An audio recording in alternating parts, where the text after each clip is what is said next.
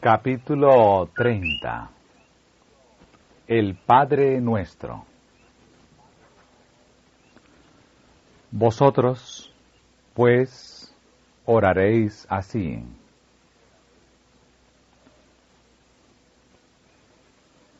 Nuestro Salvador dio 2 veces el Padre Nuestro.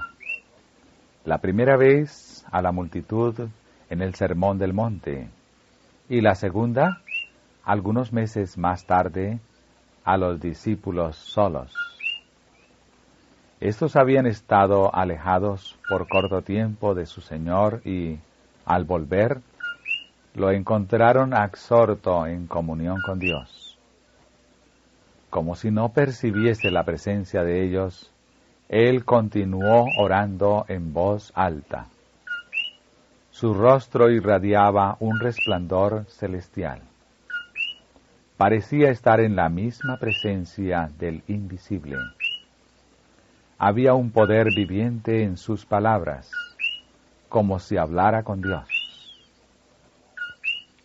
Los corazones de los atentos discípulos quedaron profundamente conmovidos. Habían notado cuán a menudo dedicaba él largas horas a la soledad, en comunión con su Padre.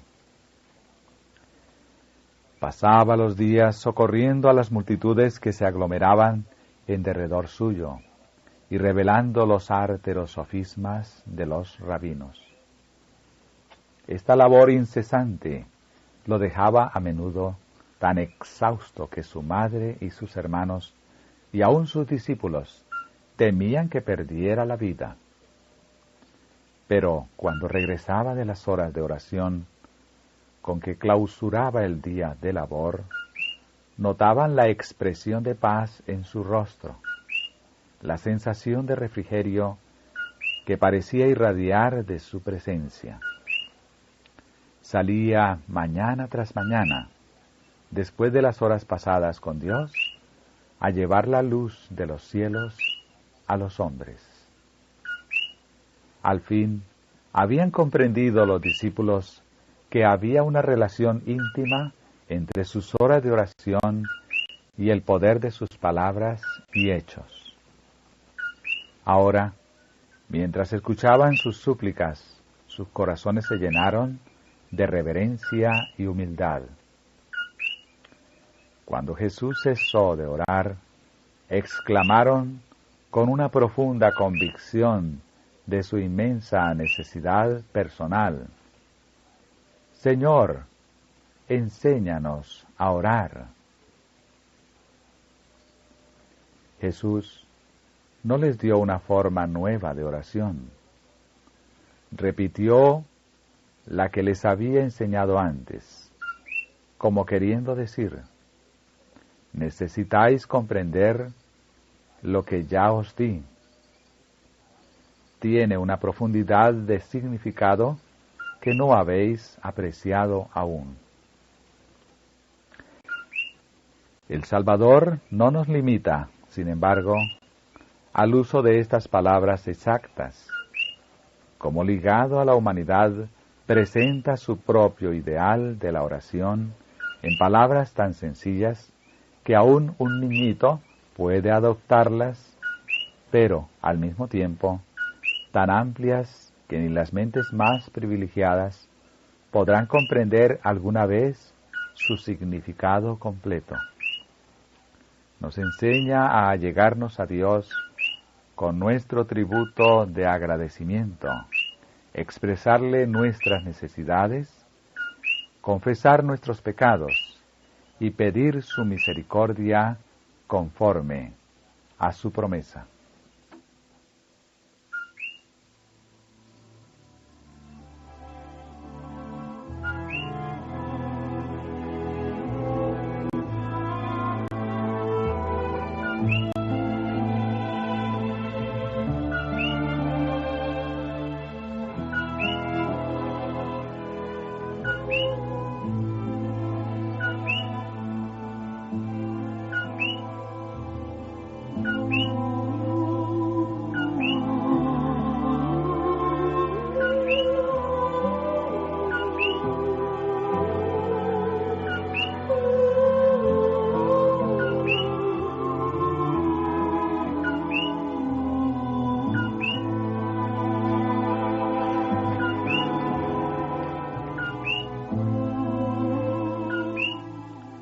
Cuando oréis, decid, Padre nuestro.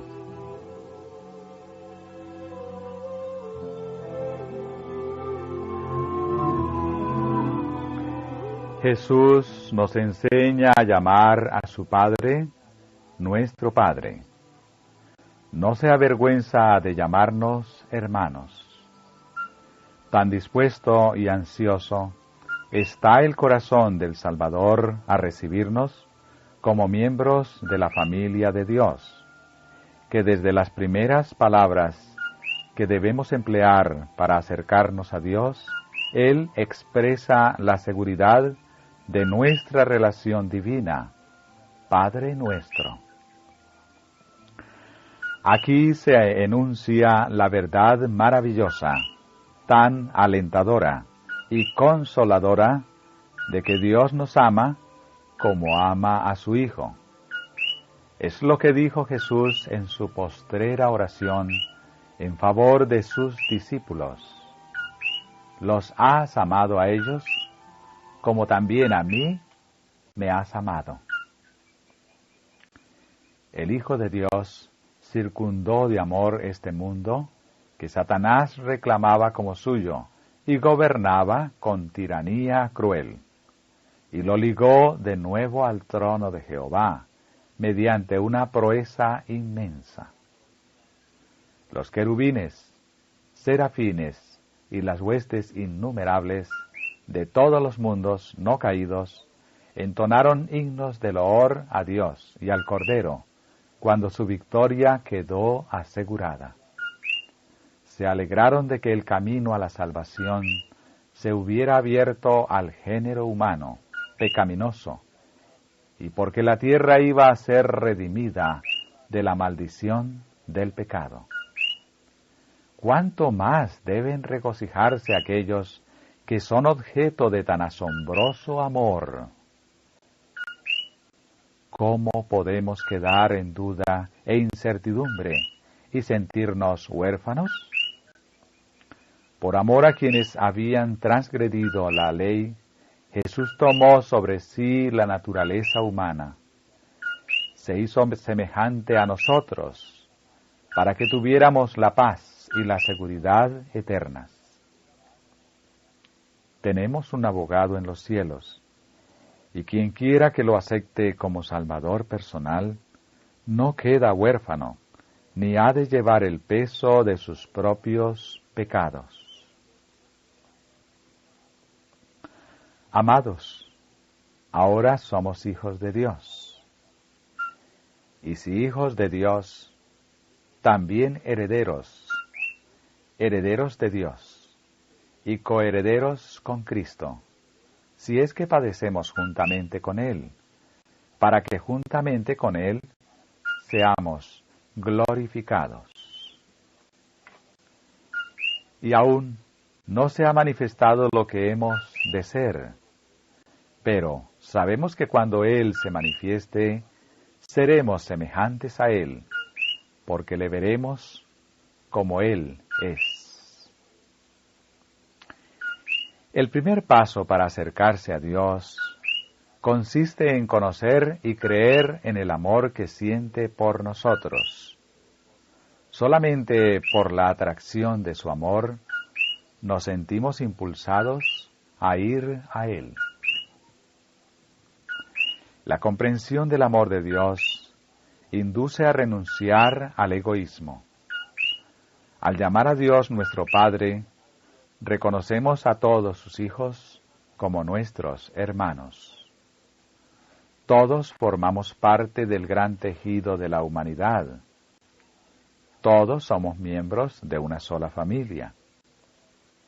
En nuestras peticiones hemos de incluir a nuestros prójimos, tanto como a nosotros mismos.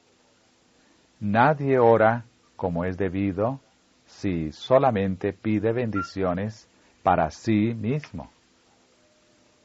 El Dios infinito, dijo Jesús, os da el privilegio de acercaros a Él y llamarlo Padre. Comprended todo lo que implica esto.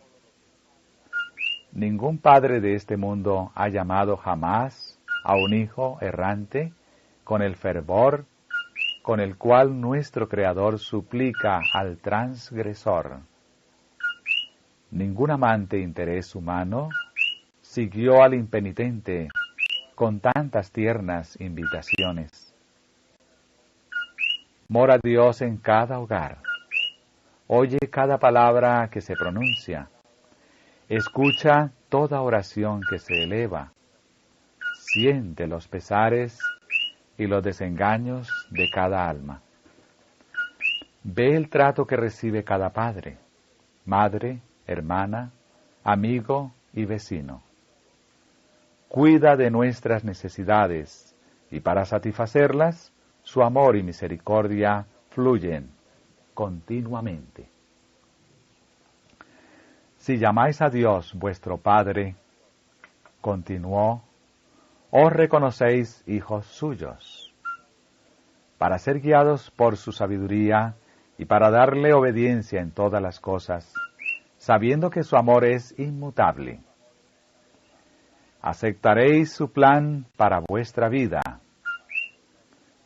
Como hijos de Dios, consideraréis como objeto de vuestro mayor interés su honor, su carácter, su familia y su obra. Vuestro gozo consistirá en reconocer y honrar vuestra relación con vuestro Padre y con todo miembro de su familia. Os gozaréis en realizar cualquier acción, por humilde que sea, que contribuya a su gloria o al bienestar de vuestros semejantes. Que estás en los cielos. Aquel a quien Cristo pide que miremos como nuestro Padre, está en los cielos. Todo lo que quiso ha hecho. En su custodia podemos descansar seguros, diciendo, en el día que temo, yo en ti confío.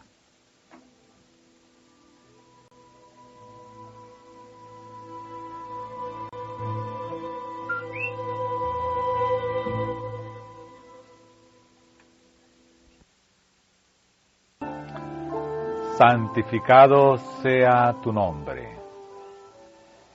Para santificar el nombre del Señor, se requiere que las palabras que empleamos al hablar del Ser Supremo sean pronunciadas con reverencia.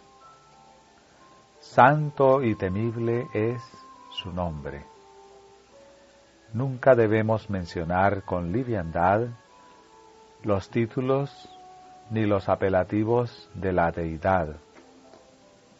Por la oración entramos en la sala de audiencia del Altísimo y debemos comparecer ante Él con pavor sagrado.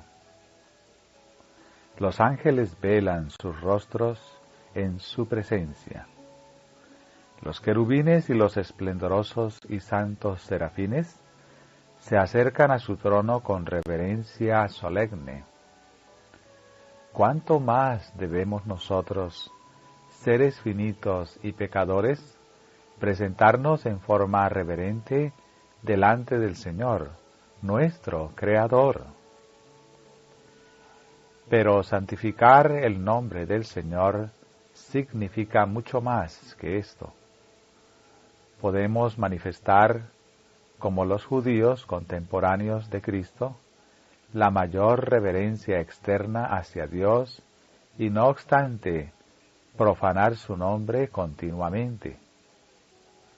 El nombre de Jehová es fuerte, misericordioso y piadoso, tardo para la ira y grande en misericordia y verdad, que perdona la iniquidad, la rebelión y el pecado. Se dijo de la Iglesia de Cristo, se la llamará Jehová, justicia nuestra. Este nombre se da a todo discípulo de Cristo. Es la herencia del Hijo de Dios. La familia se conoce por el nombre del Padre. El profeta Jeremías, en tiempo de tribulación y gran dolor, oró sobre nosotros es invocado tu nombre. No nos desampares. Este nombre es santificado por los ángeles del cielo y por los habitantes de los mundos sin pecado. Cuando oramos, santificado sea tu nombre, pedimos que lo sea en este mundo, en nosotros mismos. Dios nos ha reconocido delante de hombres y ángeles como sus hijos. Pidámosle ayuda para no deshonrar el buen nombre que fue invocado sobre nosotros. Dios nos envía al mundo como sus representantes.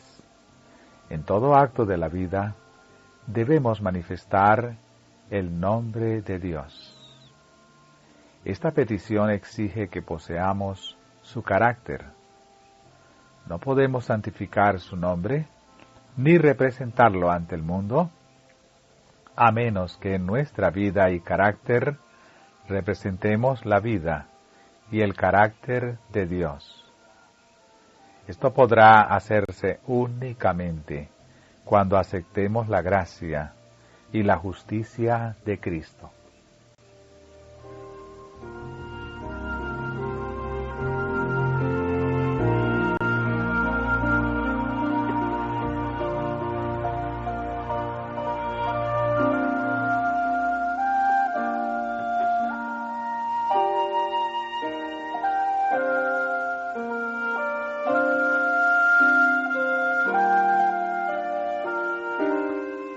Venga a tu reino. Dios es nuestro Padre, que nos ama y nos cuida como hijos suyos. Es también el gran Rey del universo. Los intereses de su reino son los nuestros. Hemos de obrar para su progreso. Los discípulos de Cristo esperaban el advenimiento inmediato del reino de su gloria. Pero al darles esta oración, Jesús les enseñó que el reino no había de establecerse entonces. Habían de orar por su venida como un suceso todavía futuro. Pero esta petición era también una promesa para ellos. Aunque no verían el advenimiento del reino en su tiempo, el hecho de que Jesús les dijera que oraran por él es prueba de que vendrá seguramente cuando Dios quiera. El reino de la gracia de Dios se está estableciendo, a medida que ahora, día tras día, los corazones que estaban llenos de pecado y rebelión se someten a la soberanía de su amor. Pero el establecimiento completo del reino de su gloria no se producirá hasta la segunda venida de Cristo a este mundo.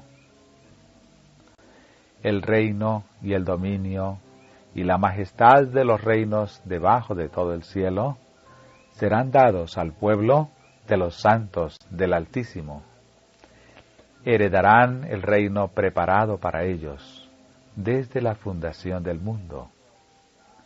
Cristo asumirá entonces su gran poder y reinará.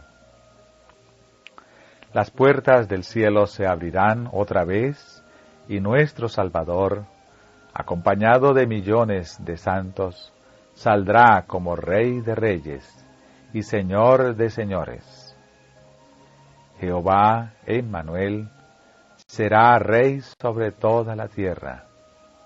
En aquel día Jehová será uno, y uno su nombre. El tabernáculo de Dios estará con los hombres, y Dios morará con ellos, y ellos serán su pueblo, y Dios mismo estará con ellos como su Dios. Jesús dijo, sin embargo, que antes de aquella venida será predicado este evangelio del reino en todo el mundo, para testimonio a todas las naciones. Su reino no vendrá hasta que las buenas nuevas de su gracia se hayan proclamado a toda la tierra. De ahí que, al entregarnos a Dios y ganar a otras almas para Él, apresuramos la venida de su reino. Únicamente aquellos que se dedican a servirle diciendo, heme aquí, envíame a mí, para abrir los ojos de los ciegos, para apartar a los hombres de las tinieblas a la luz, y de la potestad de Satanás a Dios, para que reciban por la fe perdón de pecados y herencia entre los santificados. Solamente éstos oran con sinceridad, venga tu reino.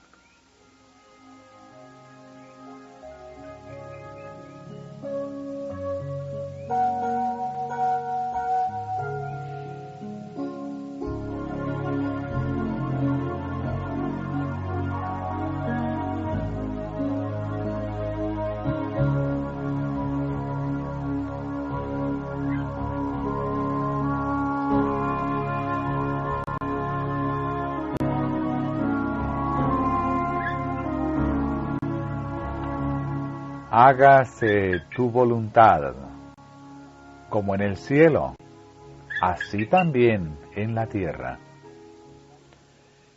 La voluntad de Dios se expresa en los preceptos de su sagrada ley, y los principios de esta ley son los principios del cielo. Los ángeles que allí residen no alcanzan conocimiento más alto que el saber la voluntad de Dios, y el hacer esa voluntad es el servicio más alto en que puedan ocupar sus facultades. En el cielo no se sirve con espíritu legalista. Cuando Satanás se rebeló contra la ley de Jehová, la noción de que había una ley sorprendió a los ángeles, casi como algo en que no habían soñado antes. En su ministerio los ángeles no son como siervos, sino como hijos. Hay perfecta unidad entre ellos y su Creador. La obediencia no es trabajo penoso para ellos. El amor a Dios hace de su servicio un gozo. Así sucede también con toda alma en la cual mora Cristo, la esperanza de gloria. Ella repite lo que dijo él: me complazco en hacer tu voluntad, oh Dios mío, y tu ley está en medio de mi corazón. Al orar, sea hecha tu voluntad, como en el cielo, así también en la tierra, se pide que el reino del mal en este mundo termine, que el pecado sea destruido para siempre, y que se establezca el reino de la justicia. Entonces, así como en el cielo, se cumplirá en la tierra todo su bondadoso beneplácito.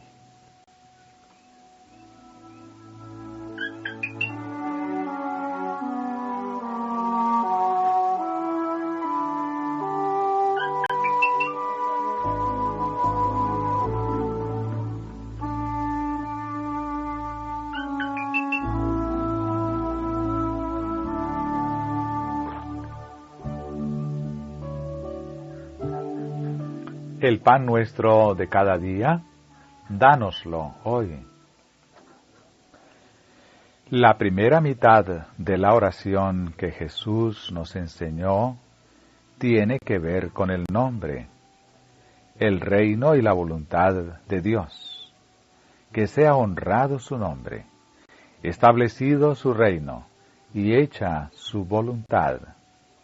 Y así, cuando hayamos hecho del servicio de Dios nuestro primer interés, podremos pedir que nuestras propias necesidades sean suplidas y tener la confianza de que lo serán. Si hemos renunciado al yo y nos hemos entregado a Cristo, somos miembros de la familia de Dios, y todo cuanto hay en la casa del Padre es nuestro. Se nos ofrecen todos los tesoros de Dios, tanto en el mundo actual como en el venidero. El ministerio de los ángeles, el don del Espíritu, las labores de los siervos, todas estas cosas son para nosotros. El mundo, con cuanto contiene, es nuestro en la medida en que pueda beneficiarnos. Aún la enemistad de los malos resultará una bendición, porque nos disciplinará para entrar en los cielos. Si somos de Cristo, todo es nuestro.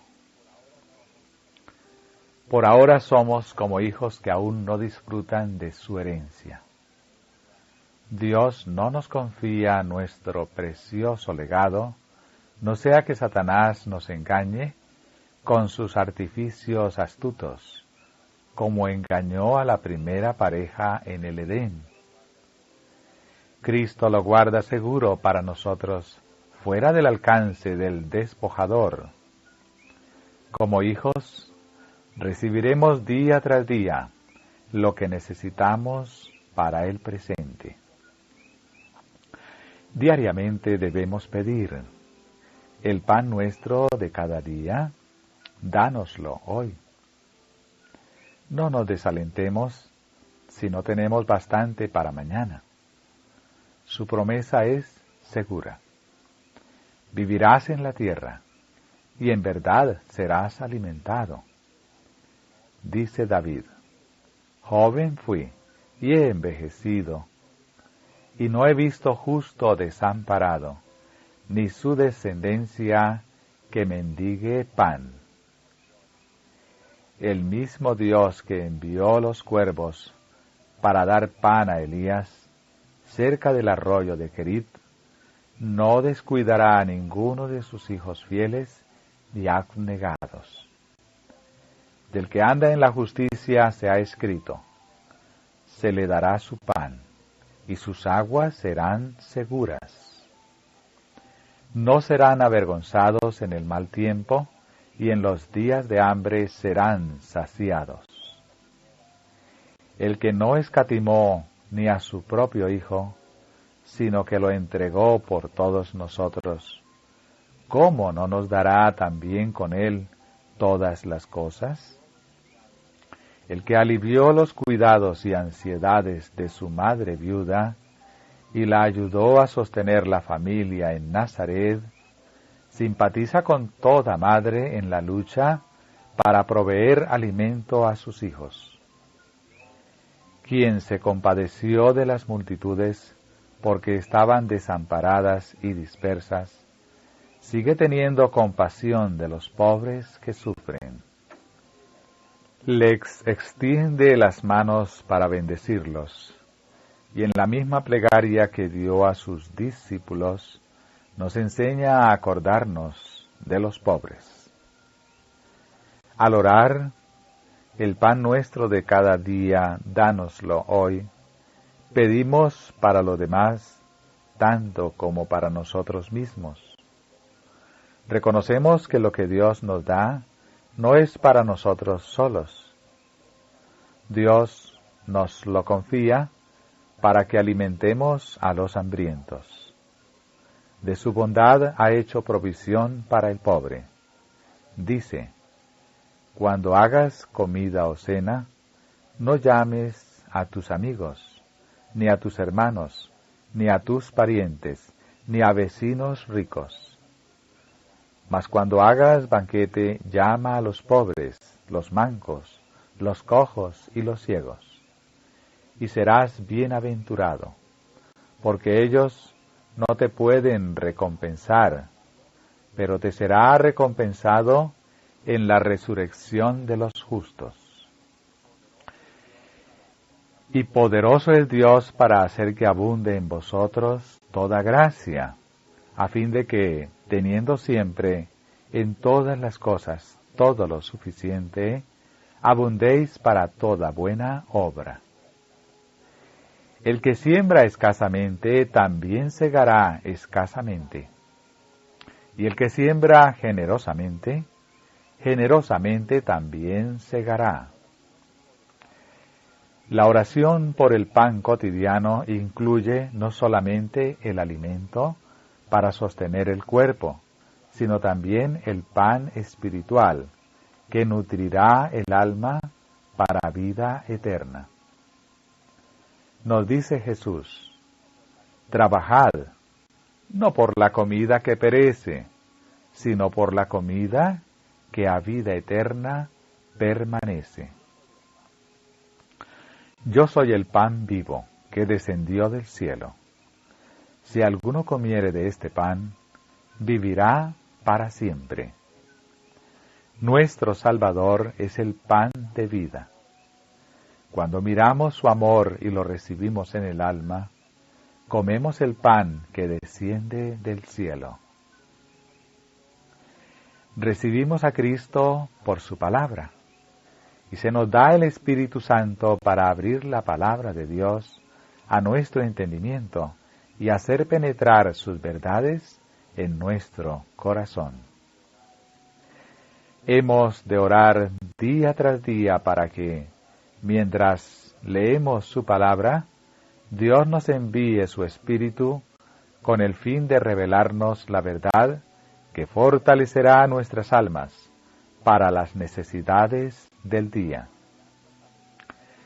Al enseñarnos a pedir cada día lo que necesitamos, tanto las bendiciones temporales como las espirituales, Dios desea alcanzar un propósito para beneficio nuestro. Quiere que sintamos cuánto dependemos de su cuidado constante, porque procura atraernos a una comunión íntima con Él. En esta comunión con Cristo, mediante la oración y el estudio de las verdades grandes y preciosas de su palabra, seremos alimentados como almas con hambre. Como almas sedientas seremos refrescados en la fuente de la vida.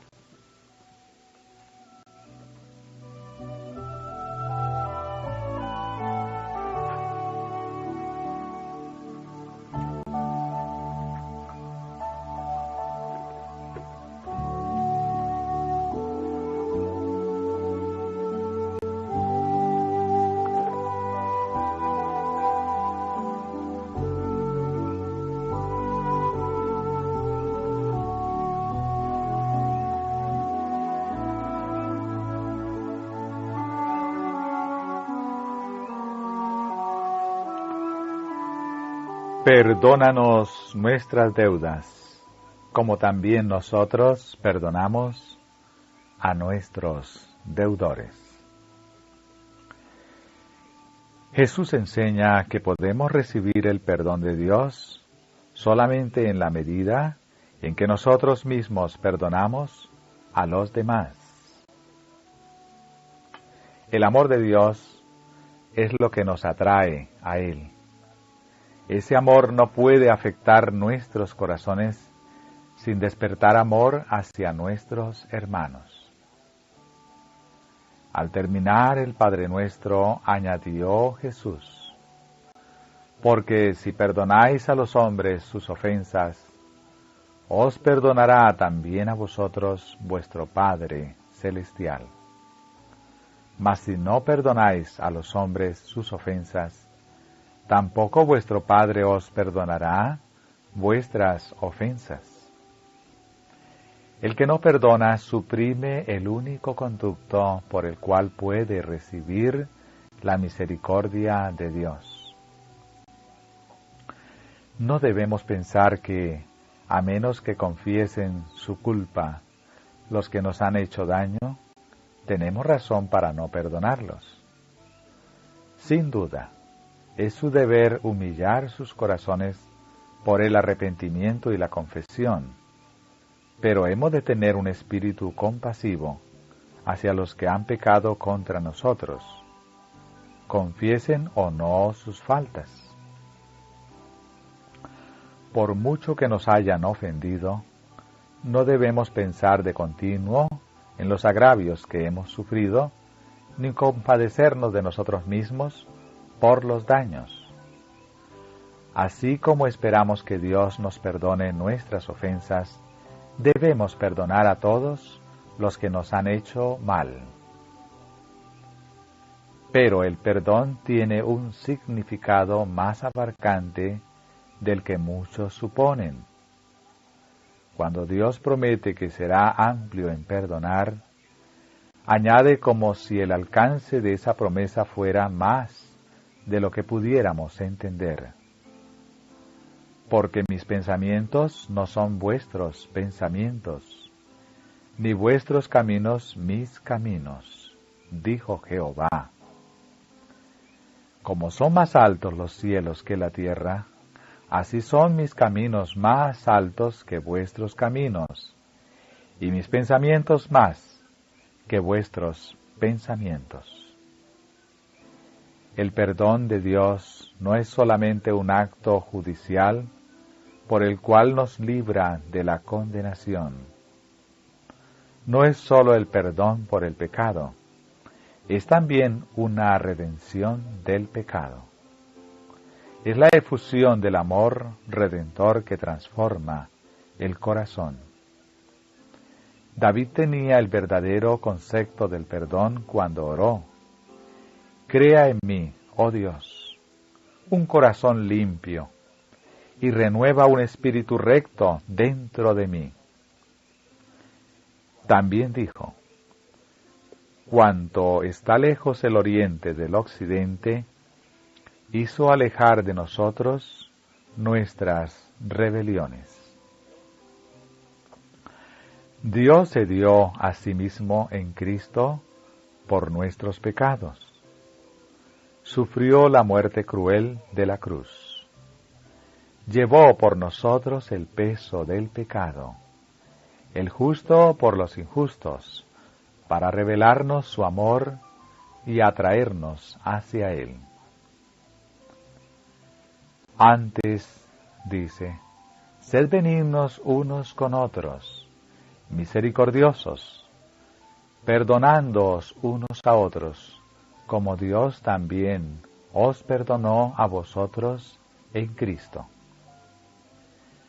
Dejad que more en vosotros Cristo, la vida divina, y que por medio de vosotros revele el amor nacido en el cielo, el cual inspirará esperanza a los desesperados y traerá la paz de los cielos al corazón afligido por el pecado.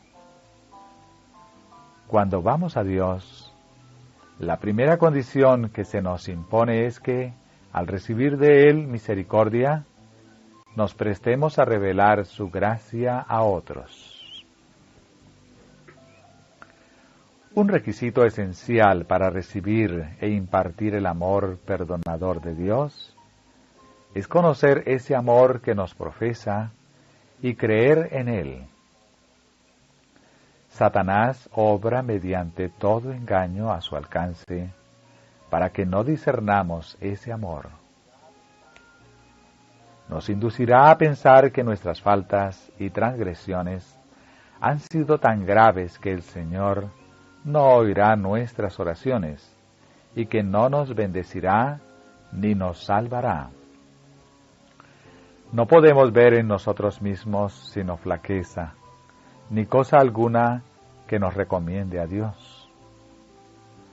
Satanás nos dice que todo esfuerzo es inútil y que no podemos remediar nuestros defectos de carácter. Cuando tratemos de acercarnos a Dios, sugerirá el enemigo: de nada vale que ores. ¿Acaso no hiciste esa maldad? ¿Acaso no has pecado contra Dios y contra tu propia conciencia?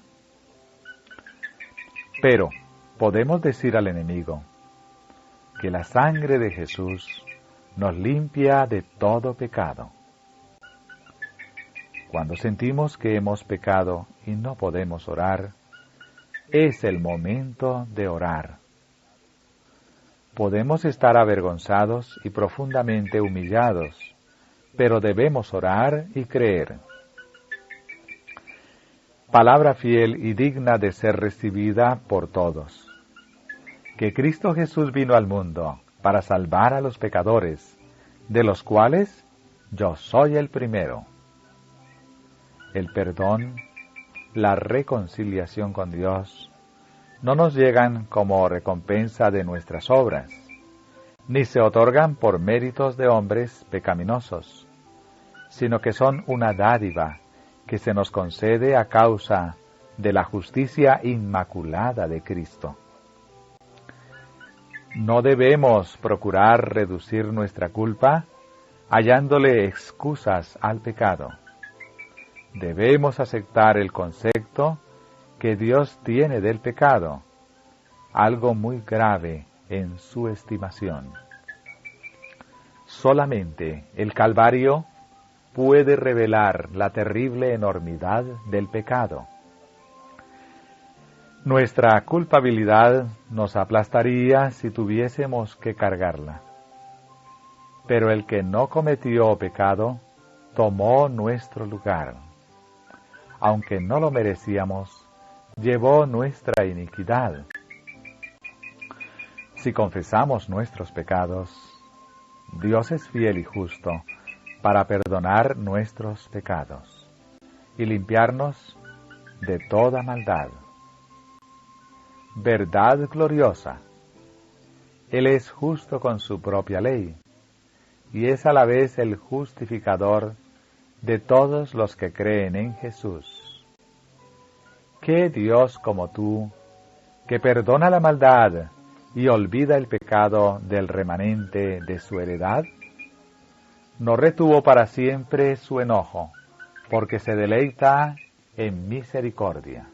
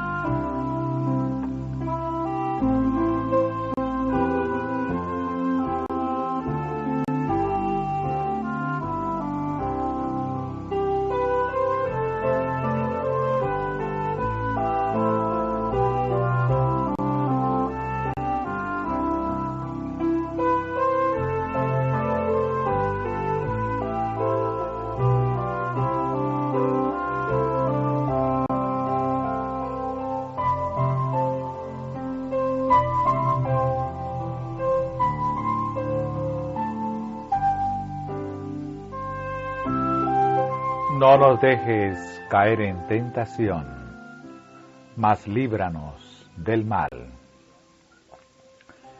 La tentación es incitación al pecado, cosa que no procede de Dios, sino de Satanás y del mal que hay en nuestros propios corazones. Dios no puede ser tentado por el mal, ni él tienta a nadie. Satanás trata de arrastrarnos a la tentación, para que el mal de nuestros caracteres pueda revelarse ante los hombres y los ángeles, y él pueda reclamarnos como suyos. En la profecía simbólica de Zacarías, se ve a Satanás de pie a la diestra del ángel del Señor, acusando a Josué, el sumo sacerdote, que aparece vestido con ropas sucias, y resistiendo la obra que el ángel desea hacer por él. Así se representa la actitud de Satanás hacia cada alma que Cristo trata de atraer. El enemigo nos induce a pecar, y luego nos acusa ante el universo celestial como indignos del amor de Dios. Pero dijo Jehová a Satanás: Jehová te reprenda, oh Satanás. Jehová, que ha escogido a Jerusalén, te reprenda. ¿No es este un tizón arrebatado del incendio? Y a Josué dijo: Mira que he quitado de ti tu pecado, y te he hecho vestir de ropas de gala. En su gran amor, Dios procura desarrollar en nosotros las gracias preciosas de su Espíritu. Permite que hallemos obstáculos, persecución y opresiones, pero no como una maldición, sino como la bendición más grande de nuestra vida. Cada tentación resistida, cada aflicción sobrellevada valientemente, nos da nueva experiencia y nos hace progresar en la tarea de edificar nuestro carácter. El alma que resiste la tentación, mediante el poder divino, revela al mundo y al universo celestial la eficacia de la gracia de Cristo. Aunque la prueba no debe desalentarnos, por amarga que sea, hemos de orar que Dios no permita que seamos puestos en situación de ser seducidos por los deseos de nuestros propios corazones malos. Al elevar la oración que nos enseñó Cristo, nos entregamos a la dirección de Dios y le pedimos que nos guíe por sendas seguras. No podemos orar así con sinceridad y decidir luego que andaremos en cualquier camino que elijamos. Aguardaremos que su mano nos guíe y escucharemos su voz que dice: Este es el camino, andad por él.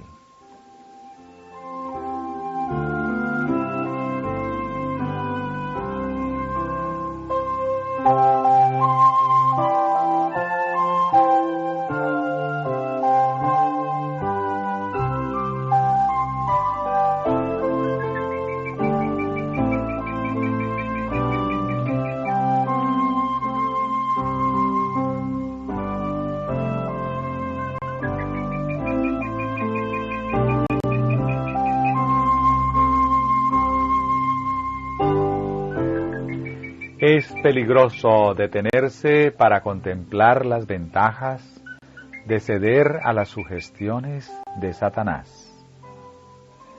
El pecado significa deshonra y ruina para toda alma que se entrega a él. Pero es de naturaleza tal que ciega y engaña, y nos tentará con presentaciones lisonjeras. Si nos aventuramos en el terreno de Satanás, no hay seguridad de que seremos protegidos contra su poder. En cuanto sea posible, debemos cerrar todas las puertas por las cuales el tentador podría llegar hasta nosotros. El ruego, no nos dejes caer en tentación, es una promesa en sí mismo. Si nos entregamos a Dios, se nos promete: no os dejará ser tentados más de lo que podéis resistir, sino dará también juntamente con la tentación la salida, para que podáis soportar. La única salvaguardia contra el mal consiste en que mediante la fe en su justicia, Cristo more en el corazón. La tentación tiene poder sobre nosotros porque existe egoísmo en nuestros corazones. Pero cuando contemplamos el gran amor de Dios, vemos el egoísmo en su carácter horrible y repugnante, y deseamos que sea expulsado del alma. A medida que el Espíritu Santo glorifique a Cristo, nuestro corazón se ablanda y se somete. La tentación pierde su poder y la gracia de Cristo transforma el carácter.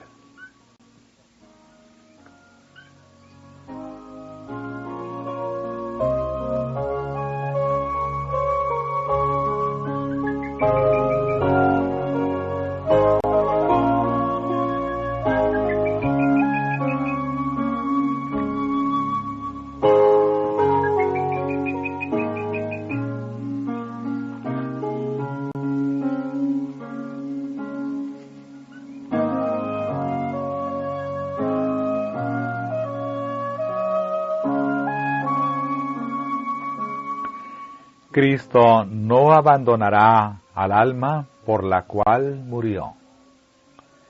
Ella puede dejarlo a Él y ser vencida por la tentación, pero nunca puede apartarse Cristo de uno a quien compró con su propia vida.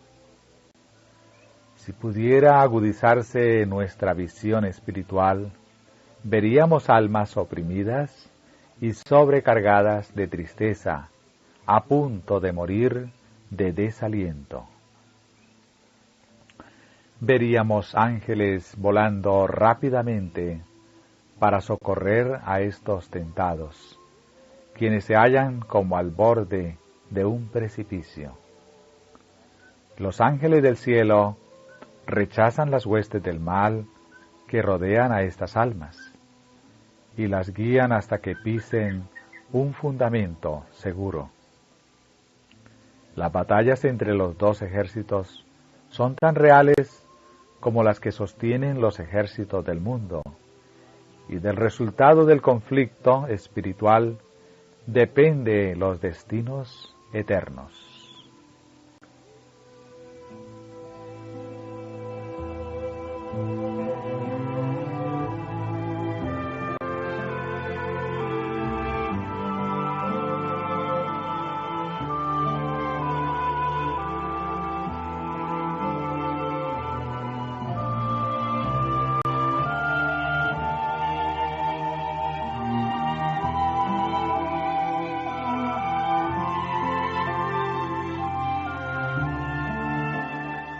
A nosotros, como a Pedro, se nos dice: Satanás os ha pedido para zarandearos como a trigo, pero yo he rogado por ti, que tu fe no falte. Gracias a Dios, no se nos deja solos.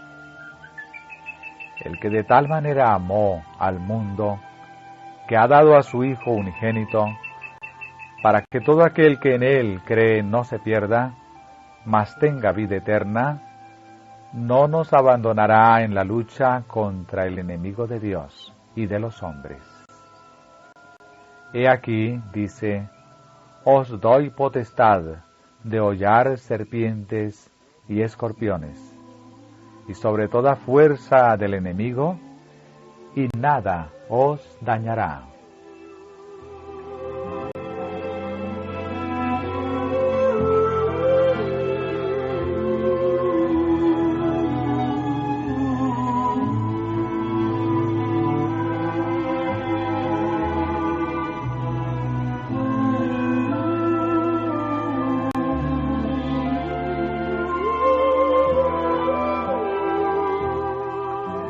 Vivamos en contacto con el Cristo vivo, y Él nos asirá firmemente con una mano que nos guardará para siempre. Creamos en el amor con que Dios nos ama, y estaremos seguros. Este amor es una fortaleza inexpugnable contra todos los engaños y ataques de Satanás. Torre fuerte es el nombre de Jehová. A él correrá el justo, y será levantado.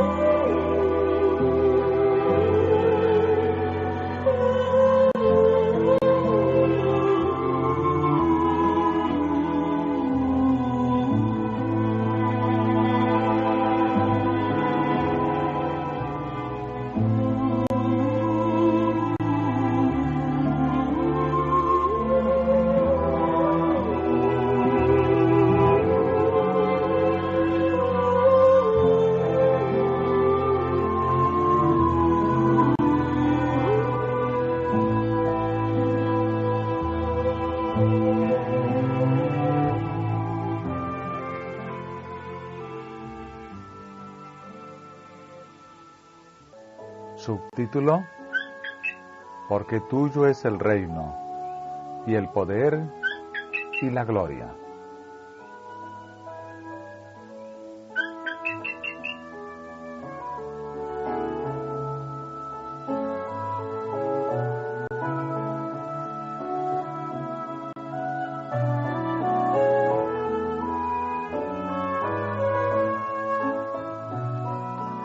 La última frase del Padre Nuestro, así como la primera, señala a nuestro Padre como superior a todo poder y autoridad y a todo nombre que se mencione.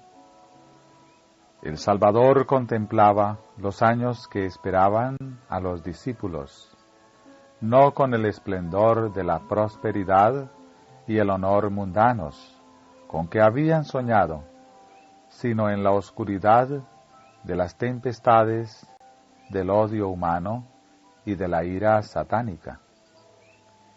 En medio de la lucha y la ruina de la nación, los discípulos estarían acosados de peligros, y a menudo el miedo oprimiría sus corazones.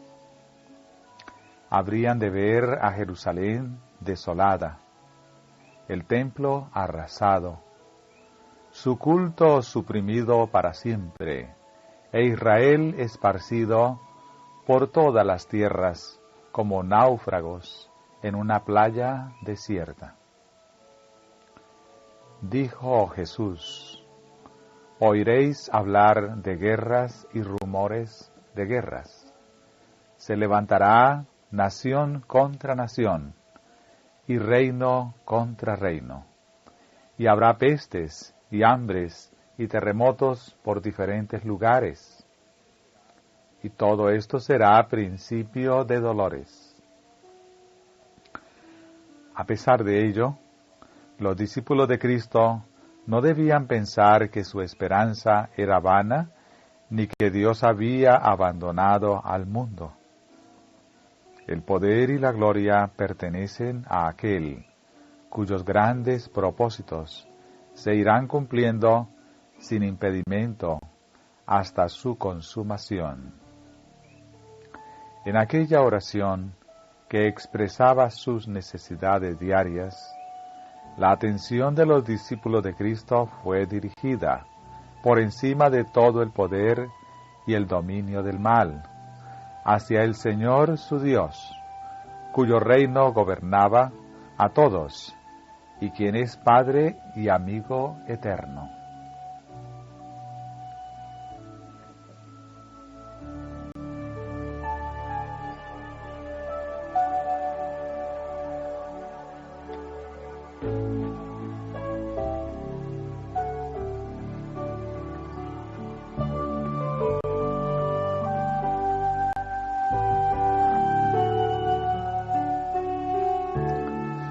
La ruina de Jerusalén sería símbolo de la ruina final que abrumará al mundo. Las profecías que se cumplieron en parte en la destrucción de Jerusalén se aplican más directamente a los días finales. Estamos ahora en el umbral de acontecimientos grandes y solemnes. Nos espera una crisis como jamás ha presenciado el mundo. Tal como a los primeros discípulos, nos resulta dulce la segura promesa de que el reino de Dios se levanta sobre todo. El programa de los acontecimientos venideros está en manos de nuestro Hacedor. La majestad del cielo tiene a su cargo el destino de las naciones, así como también lo que atañe a la Iglesia.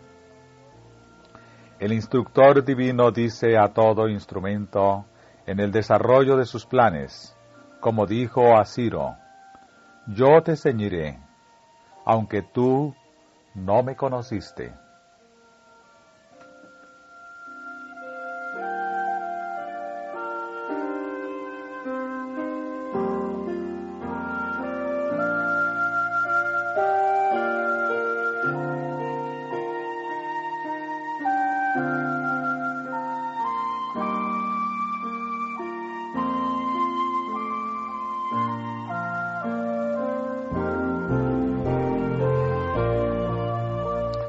En la visión del profeta Ezequiel se veía como una mano debajo de las alas de los querubines. Era para enseñar a sus siervos que el poder divino es lo que les da éxito. Aquellos a quienes Dios emplea como mensajeros suyos no deben pensar que su obra depende de ellos. No se deja a los seres finitos la tarea de asumir esta carga de responsabilidad. El que no duerme, sino que obra incesantemente por el cumplimiento de sus propósitos, hará progresar su causa, estorbará los planes de los impíos y confundirá los proyectos de quienes intenten perjudicar a su pueblo. El que es el Rey, Jehová de los ejércitos, está sentado entre los querubines, y en medio de la guerra y el tumulto de las naciones, guarda aún a sus hijos. El que gobierna en los cielos es nuestro Salvador. Mide cada aflicción, vigila el fuego del horno, que debe probar a cada alma. Cuando las fortificaciones de los reyes caigan derribadas, cuando las flechas de la ira atraviesen los corazones de sus enemigos, su pueblo permanecerá seguro en sus manos. Tuya es, oh Jehová, la magnificencia y el poder, la gloria, la victoria y el honor, porque todas las cosas que están en los cielos y en la tierra son tuyas. En tu mano está la fuerza y el poder, y en tu mano el hacer grande y el dar poder a todos.